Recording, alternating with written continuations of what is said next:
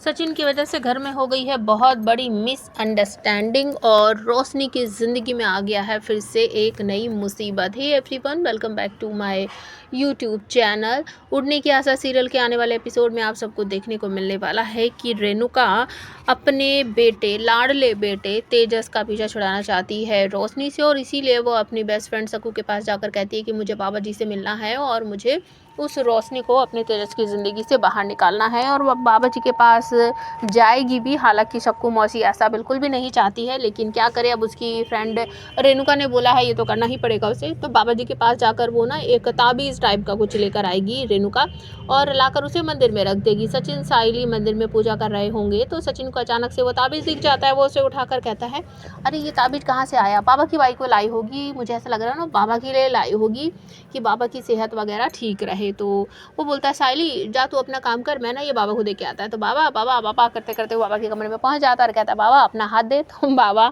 Drama करने लगते हैं कि मैं अपना हाथ तेरे को क्यों दूँ, मेरा हाथ मुझे चाहिए, मैं नहीं दूंगा। तो सचिन कहता है, नहीं रे बाबा, मेरे को तेरा हाथ वैसे वाला नहीं चाहिए, अपना हाथ दे, ये ताबीज़ तेरे हाथ में मुझे बांधना है। कि ताबीज़ कौन लाया, कैसे आया, कहाँ से आया? तो सचिन बताता है, तेरी बाई को लाई है और तेरी सेहत वे ठीक रहे, मुझे ऐसा लगता है वो इसीलिए लाई है। तो तभी अचानक से आ जाती है रेणुका, कहती है, अरे तुम दोनों क्या कर रहे हो, ये कहाँ से उठा कर लाए हो, इसे क्यों बांध रहे हो? तो सचिन ज़बरदस्ती बांधने लगता है, रेणुका मना करती है। तो थोड़ी सी मिसअंडरस्टैंडिंग हो गई है यहाँ पर, क्योंकि ये तेजस के लिए लाया गया था। और तब रेणुका बात को संभालते हुए कहती, अरे ये मैं तेजस के लिए लाई हूँ ताकि वो जल्दी से बाप बन सके। और तब हंसने लगते हैं। सचिन बोलता है, बाबा अगर ये तेरे हाथ पे बन जाता ना तो इस उम्र में तू बाप बन जाता और मेरी अज्जी को फिर से अज्जी बना देता। मतलब कि इस तरीके से सब हंसने लगते हैं। और उसके बाद साइली जब अपने कमरे में से निकल रही होगी वॉशरूम में से, तब देखेगी कि वहाँ पर रोशनी भी है और वो रोशनी को कहेगी, रोशनी तुम यहाँ थी, सॉरी मुझे नहीं पता था। तो रोशनी कहेगी, नहीं नहीं ऐसी कोई बात नहीं है, अब ये कमरा तुम्हारा ही है और काकू का फैसला क्या कर सकते हैं। तो साइली कहती है, तुम चिंता मत करो, कुछ समय दो, कुछ समय के बाद सब कुछ ठीक हो जाएगा। रोशनी कहती है, हाँ बस अब मेरे पास देने के लिए है ही, का समय ही है मेरे पास।